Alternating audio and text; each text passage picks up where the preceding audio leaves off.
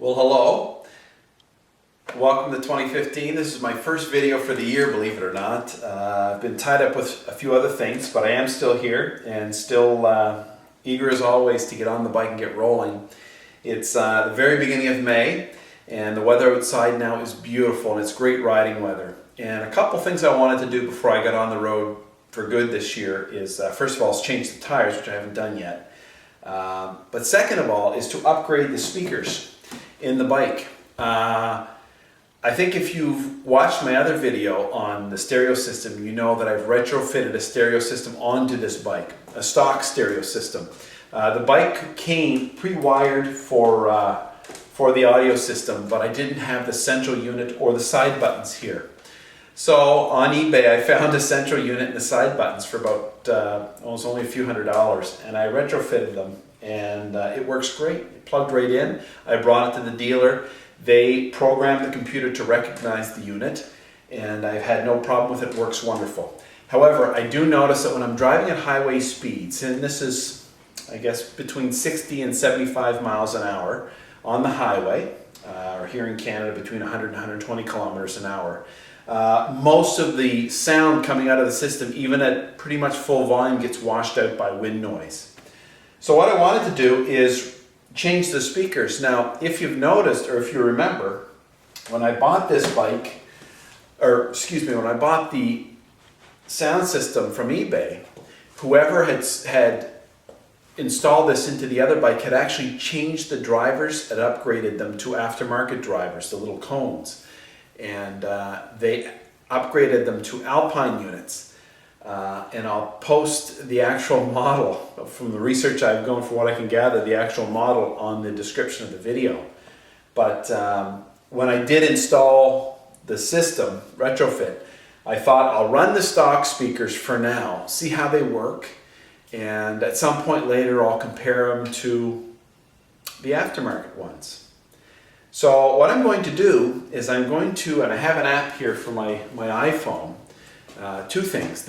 I have two apps here. First of all, I'm going to measure just the nominal sound level that comes out of these speakers as they are, the stock speakers, and the range or the spectrum of sound that comes out of them, okay? Using my iPhone. I have an app on the iPhone. Then I'll pop the other speakers out, and it's a very quick process. I'll show you how I do it, and then we'll test the new ones and I'll compare. And then you can draw your conclusions. I'm not going to use subjective comments. In other words, how I feel it's better. I'm just going to use purely this app, and I'll develop subjective comments over the next month or so as I drive with these new speakers. So I'm going to do this now and watch how it goes.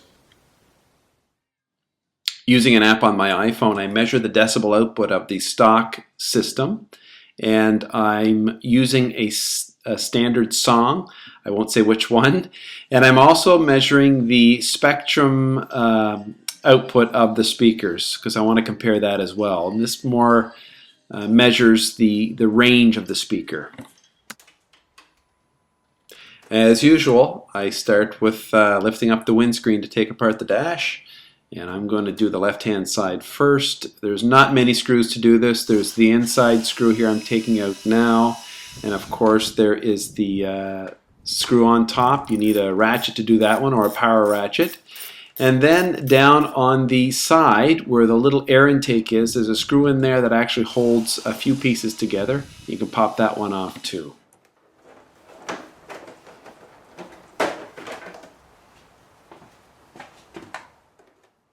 There's a rubber grommet holding the panel in place, and it pops right out and you can see the speaker.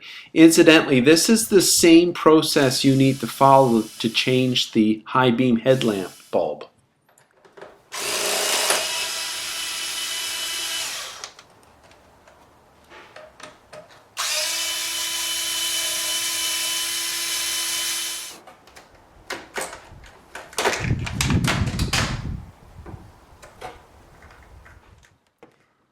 Now there is a plug, of course, and you need just a little screwdriver to pop that tab open, and that pops right off. You can take the whole speaker unit right away.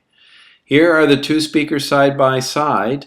The stock housings are the same in both. It's just somebody's changed that one driver.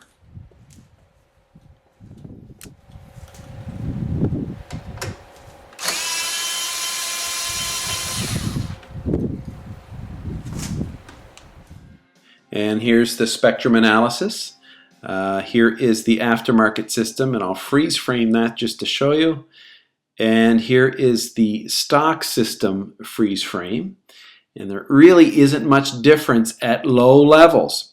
At higher levels, the mid-range gets a boost on the aftermarket system and loses its high end and low end, whereas the stock system doesn't do that. So if that's a quality issue, the trade-off is volume. The Alpine system gives you more volume at a given level, and it is noticeable, and the decibel meter is confirming that. Typically 2 decibels extra for a given level. So that's the trade-off. What I'm going to do is take the bike for a drive or several drives over a longer period of time and try to draw some objective comments about how I feel the sound compares. But I'll report on that in another video. Until then, take care.